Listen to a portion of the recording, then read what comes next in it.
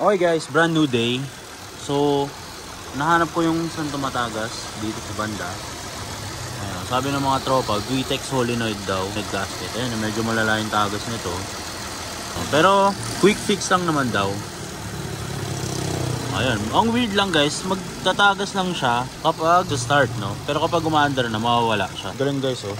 Dito yung nakalagay. Ayan, ganyan. Pinaklas ko lang. Baka sabihin nyo ba't nag-iba yung tsura. Pero ayan. So pag uwi natin ang QC, i-address natin to. Huwag sana maubos yung ating langis, no? Pero basic lang naman daw yan, sabi ng mga trop.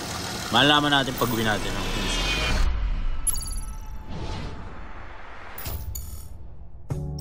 Anyway, papakita ko sa inyo yung iba ko pang binili dito sa trunk space.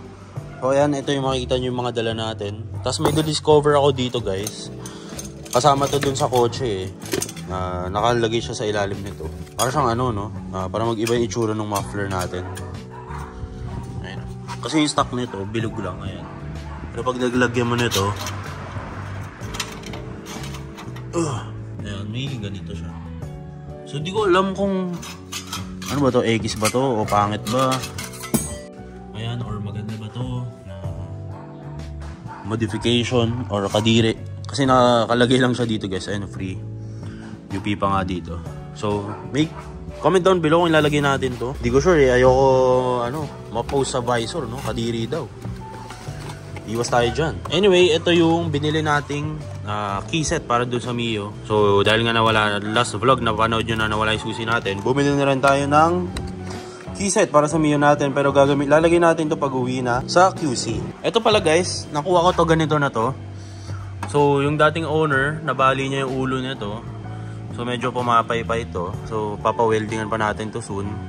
Pero mukhang matatamaan yung pintura. So hindi ko alam anong gagawin dito. Siguro shoe glue na lang. Pinag-isipan ko rin kung i-drop pa to or lalagyan ng mags. Kasi medyo maliit, 17s guys eh. Or siguro pwede ako maglaki ng 18s or 19s. Pero stock height pa rin. Mags lang, papalit lang tayo ng mags para hindi ma-compromise yung comfort level. Para malay mo, di ba, mabaliw tayo dito sa Accord. Pagtripan natin, di ba? Abangan nyo yung mga gagawin natin dito na mga modifications. Pero nothing crazy guys, puro bolt-on lang ilalagay ko dito kasi ayoko na magkaroon ng problema. Kapag nasira to, yung mga tono-tono, yung mga remap-remap, hindi ako masyado fan ng ganun dahil nga baka kung ano mangyari kay Casper, wala naman tayong pera pang paggawa ng mga V6 na yan. Gusto lang talaga natin mag-aari ng ganito. Baka nyo lang mamaya kung ano mangyari. Yun lang, peace. The next day. Okay guys, brand new day. Dumating na yung mga packages natin from Shopee. So bubuksan natin to isa-isa. Siya daw ang taga-boss guys. Dahil gusto nyo mga ilam. Ay, ito yung mga ilaw. Para sa interior. Ay, may ganito na pala eh. Ba't pa ako bumili nito? Ito yung mga ilaw guys doon sa interior. Kasi currently, color yellow yung mga yan. So, gagawin nating white. Michael Jackson, buksan mo. Ito mga basahan pang wax. Ito may box sa loob. Not just one, not just two, not just three, but 5. 5 na pang wax natin to guys. Dahil ubos na yung wax natin. ASMR. Wow! This ayun, yung mga clips. Kasi kulang ng mga clips dito. Mamaya papakita ko sa inyo yung mga kulang na clips. So bumili tayo ng mga clips na to. May mga clips na kulang sa trunk, dun sa fender liner, sa engine bay. Ito yung mga clips na yan. And may bumili rin tayo na itong mga to. Panglagay and pangtanggal ng clips. So, ayan. Ito ice pick. Next. Ay, ganun din. Okay, hindi ko na-cancel. So, sobrang dami nating clips. Kasi ito yung pang Honda talaga. Ayan, pang Honda. Ito kasi hindi ko sure ng size. Ito nakakatamad maganda. Yung dalawa na lang binili natin. Ito ata yung emblems. Yeah, it is. Ayun, yung emblems. Para sa... laki nito Honda! Tingnan nga natin. Sana kasya to. Kasi pareho lang. Gigante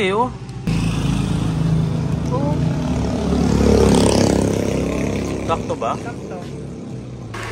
Ganda ba pag gold guys? Hindi ko alam eh. Makikita natin to sa bahay. So dito guys, may mga kulang na clips. Tulad nito, yan. Kabitan mo ng clip, Michael Jackson. Mag-golf to boss. Yan. Yung kulang na clips lang naman ito, ilan-ilan lang. Ayun na. Ano yan? Ito pa pala ito. Ayan. Yun. Shoot natin to.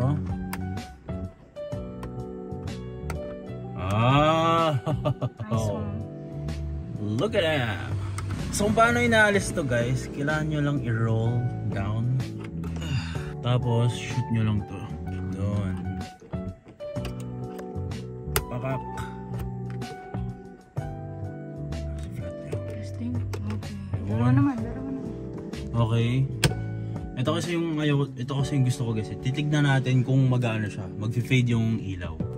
Door, sara natin. Close. Yun! Nice. Okay, tapos na yan. Next stop. Baba tayo guys. Yan, okay guys. Dito naman, tanggal ko na rin. Dito naman, kung paano to tanggalin. Yan, dito makikita nyo guys, color orange pa to. Papakita ko kung paano to tinatanggal. So, gamit lang kayo ng, syempre, pang baklas tool. Kuha ninyo dun sa mismong may uwang. Ayan. So, just itong dalawa. Kapag natanggal kasi natin to, mainit to guys, yung halogen. So, kailangan nyo pindutin to. Ayan, para naka-off lang siya. Ayan. Pindutin muna natin. Para pag natanggal natin, hindi siya masyado mainit. Ayun, tanggal na. Ito mainit to eh. Ouch, ouch, ouch, ouch, ouch, ouch. Siyempre kunin nyo yung LED light. Shoot nyo ganon.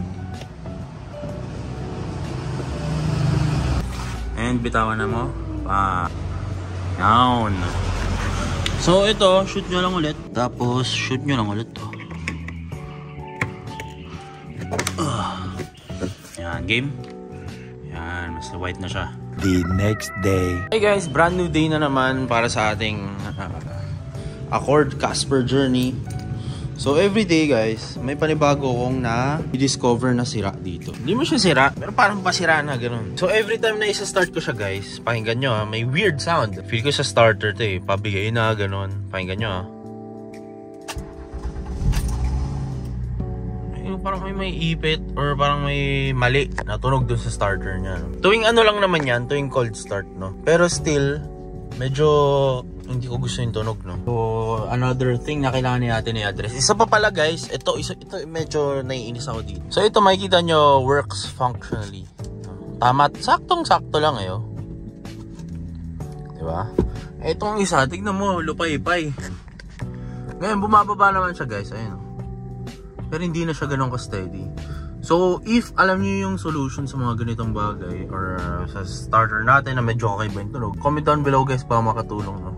Ito kasi syempre, nagda-drive ka, di ba? Ito, makikita mo to. Tapos may makikita ang nakalaylay na ganyan. Medyo nakakainis eh. So, ito yung mga little things na medyo kinaiinisan ko guys. Medyo hindi ako sanay na nakikita akong ganyan, di ba? Nga pala guys, ito. Napalit, hindi ko na natapos yung video kagabi kasi nalobat na kami. Ngayon, nalagay ko na yung mga LED lights. Ayan. Pati nga dito guys, naka LED light eh. Pero ang mali ko dito, sobrang lakas na ito sa gabi. So, hindi mo rin makita. So, babalik natin sa stock yan. Tapos ito, nabasag ko kasi yung isa, no? So, hindi ko pa nilalagay para hindi na tayo palit ng kasi nabasag ko yun dun sa likod, yung guys, ang ganito. So, saka na natin nilalagay. Pati dito guys, ayan. Dito yellow pa. Hindi ko pa nakakabit. Pero tingin ko mag-yellow na lang kasi masyado malakas pag white eh. So hindi ko pa rin nalalagay yung mga plastic parts para hindi na tayo baklas ng baklas. Sa likod din pala, nalagay na rin natin, no? Pakita ko rin sa inyo. So lahat ito guys, sa 4 ng pinto nalagay ko na. Pakita ko sa inyo. Yan, lahat ng 4 ng pinto yan. Bago natin ituloy ang ating video, gusto ko muna i-share sa inyo na favorite ating site which is ang 1xBet is to improve na ngayon 2024. So everyday ang 1xBet is pinapaganda nila yung ating user interface pagdating sa ating cellphone. So ngayon 2024 dahil nga meron na silang sariling application sa phone, syempre mas madali na mag-cash in and mag-cash out at syempre mag-deposit para makapag-bet tayo. So paano nga ba i-download yung 1xBet? Napakadali lang nito guys. Search nyo lang sa Play Store or sa App Store. Android or iPhone, meron niyang application sa phone. So punta lang kayo sa App Store or sa Play Store nyo, search nyo lang dyan 1xBet, tapos lalabas yung window na yan. Share ko lang sa inyo guys, dati kasi wala silang application sa phone. So nag-operate sila via links lang. So ngayon, syempre mas madali na. And syempre, mas reliable to kasi hindi na kayo mag-click ng kung ano-ano pang link. Anyway, meron tayong voucher para makatanggap kayo ng $100 from 1xBet. And from me, no? So papakita ko mamaya kung paano nyo malalagay yung voucher natin. Lalagay nyo lang rich potato, tapos makukuha nyo yung $100 na voucher na parang panimula kung tawagin. So first deposit nyo, lagay nyo yung voucher na rich potato, tapos makukuha nyo yung $100 na yun. Anyway, kapag na-download nyo yung application ng 1xBet, mapupunta kayo sa page na to. So tara! So napakadali lang mag-register dito guys. Siyempre click nyo lang yung green sa taas, register. Tapos sa code dito may lalagay yung phone number mo. Ito rin yung gagamitin mo pang login mo. Tapos dito nyo magagamit yung rich potato na code. Siyempre $100 yan guys na bonus, di yan pesos, dollars yan. So napakadali lang mag-register, makakapag-bet ka na agad. So siyempre kailangan mo maglagay muna ng pera para makapag-bet ka dito sa betting site. Kaya nga siya betting site, diba? So maganda sa betting site na to, sobrang daming laro. Siyempre meron ditong football kung fan ka ni Messi o ni Ronaldo. Tennis, meron din. At siyempre yung paborito ng Pinoy, hindi mawawala talaga dyan yung basketball. Pwede ka tumaya dito, NBA, PBA, at kung ano-anong liga pa. Yun ang maganda dito sa 1xBet, sobrang daming varieties ng mga laro. Sobrang user-friendly ng app na to, so hindi ka talaga malilito, hindi ka maliligaw. Subukan nyo na tong 1xBet, wala namang masama sa pag nagtatry. Alay mo, kayo na yung susunod na swerte. Dito sa likod, nalagay na rin natin. Ayan, dito. Pero hindi ko pa rin to nalalagay guys, dahil nga magpapalit tayo ng emblem, no? So, saka na natin ilalagay ito yung mga emblems natin. Ito pa pala, may dumating tayo na package. So, buksan natin, papakita ko sa inyo guys. Ito yung isa sa mga pinakahinihintay ko. Para yan dito guys. Yan, bang! Tignan mo naman yan, boy. Maglalagay ako ng picture guys kung ano yung tsura nito pag nakakabit. Siyempre, hindi nyo ma-visualize. Sabihin nyo, pangit, no? Ganda yan, boy. Para sa akin, siyempre maganda. Medyo mahal ito eh. The next day. What is up, Pocheros? What's up sa inyo mga patatas? Brand new day ngayon guys, no? Guys, panibagong araw ngayon. Pakinggan muna natin start. Kung may tumutunog pa rin. Ayun, no? Panibagong araw. So ayusin natin yung pag-uwi natin ng Kings. Pupunta tayo ng bayan real quick. Bibili kasi tayo ng init. Nakahanap ako ng quick fix para dito sa visor nating maalog. So originally, kailangan natin bumili ng ganito. Actually, ganito ilalagay natin para ma-flip na ganyan. Pero ito kasi mas maliit. So, hanap tayo ng mas malaki dito. And, based yun sa research, no? Sa research sa YouTube University, nakita ko na gumagana siya. So, testing natin. Bibili tayo ng mas malaking ganito and sasabayin na natin. Okay, tara, let's go! Nice. Ito, nakita natin. Pero, nag-iisa na yung pinakamalaki. So, hindi ko sure kung pasok na ba ito. Pero, bilhin na rin tayo ng 2 piraso. Kasi yung iba, maliliit na yun. Ayosingin natin kung gana. Mura naman 6 eh. Guys, tinesting ko na. Ayaw niya pa rin. Tinry ko na ilipat-lipat ng mga pwesto dito. Pero ayaw pa rin talaga. So, palit kotse na. Wala. Pero sabi kasi dito sa Google, maluwag daw to. Pero parang di naman. So kung wala to, halos ganun lang eh. Okay, so nagsayang tayo ng oras. Effort. Okay guys, so hindi gumana yung paperclip. Subukan natin tong double-sided tape na to. Wala akong mahanap na 3M, so ito na lang muna. Tignan natin ang mas malakas dito. 32 tsaka 30. Let's go! The next day. Dito tayo ngayon sa ating Accord. Ngayon, tinry ko na lahat guys. No? Tinry ko na lahat. 3M tape, double-sided tape. Tinry ko na, pero hindi pa rin talaga siya gumagana guys. So ngayon, tinry ko yung Velcro type. Ayaw pa rin. Diyos ko naman. Ngayon, nakita nyo kakapasok lang natin, nakatanggal siya. Ganyan, magsistay siya ng ganyan. For siguro mga 30 minutes. Ayun, makikita nyo nalalaglag dahan-dahan eh, no? So, wala, nalalaglag talaga to guys. So hindi ko na alam anong kailangan gawin dito. Kasi binelcro ko na. Try nga natin kung... Ouch, ito kitang-kita nyo naman ang dikit. Aray, Diyos kong sakit. Wala pa rin talaga. Siguro dapat dalawang side ng velcro. Wala guys, so tinry ko na. Hindi ko alam anong gagawin dito. So if alam nyo man kung ano yung way, as much as possible kasi ayoko na palitan to. Dahil wala naman akong mahanap na ganito, no? Na visor na ganito. Sakit na ito guys, teka. Sakit sa buhok. Biglayin naman natin to. If ever na alam nyo guys kung paano anuhin to, ano ba, tatahiin ko na lang ganon. Hindi ko na alam anong gagawin guys, so please help me. Legit na question to guys, hindi ko alam. Baka may mga mekaniko sa inyong may mga side quest na ganito. Tinry ko na guys, lahat glue gun. Gusto ko yung glue gun, pero ayoko naman na hindi ko na siya ma-open kasi sayang naman yung visor. Diba? So, if ever guys na may alam kayo, please let me know.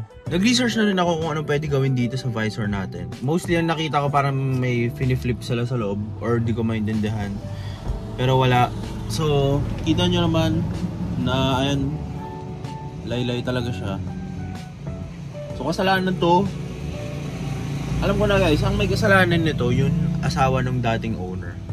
Kasi syempre, makeup siya, baba ng visor. Yung asawa, no? Yung anak na babae. Kasi tayong lalaki, hindi naman tayo gumagamit nito eh. Ito, joke lang. Kidding aside guys. Kakagamit to malamang, kakababa, taas baba, ganun. So may lifespan din pala yung mga ganito. Comment down below if alam niyo yung solution sa ganito. So ayun, abangan nyo lang next video kung ano mga gagawin natin. Marami pa tayong project dito para kay Casper. Mga kung ano-anong abubots na ilalagay natin. So, abangan nyo.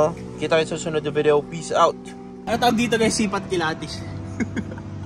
Sipat ba yun, Sel? Hindi mo alam mo sumakto or what eh, no? Comment down guys. Pwede na tayo na upload na ito. Nakadikit na ito eh. Senaryo kung ano, paano mo alaman. Kunwari naglalakad sa mall. Sabi. Tutulak ng card. Sabi. So ayun no, may bago tayo na mekos. Na may imekos mo. Pero matibay ito, tol. Ewan, malaman. Mga ilang humps to? Mga isang biyahe pa Manila. Okay, so ang goal nito kasi guys is para ma-align natin ng tama yung fender. Kasi nung yung bumper to fender. Kasi nung nakaraan hindi na siya naka-align. Papatuyin muna namin. So kapag may mga gusto kayong pa-DIY, dalhin nyo dito sa ano, Wash Me Daddy. Tutulungan kayo neto ni Pao. Baknaut ang laon yun. Oh, grabe, professional magkabit eh.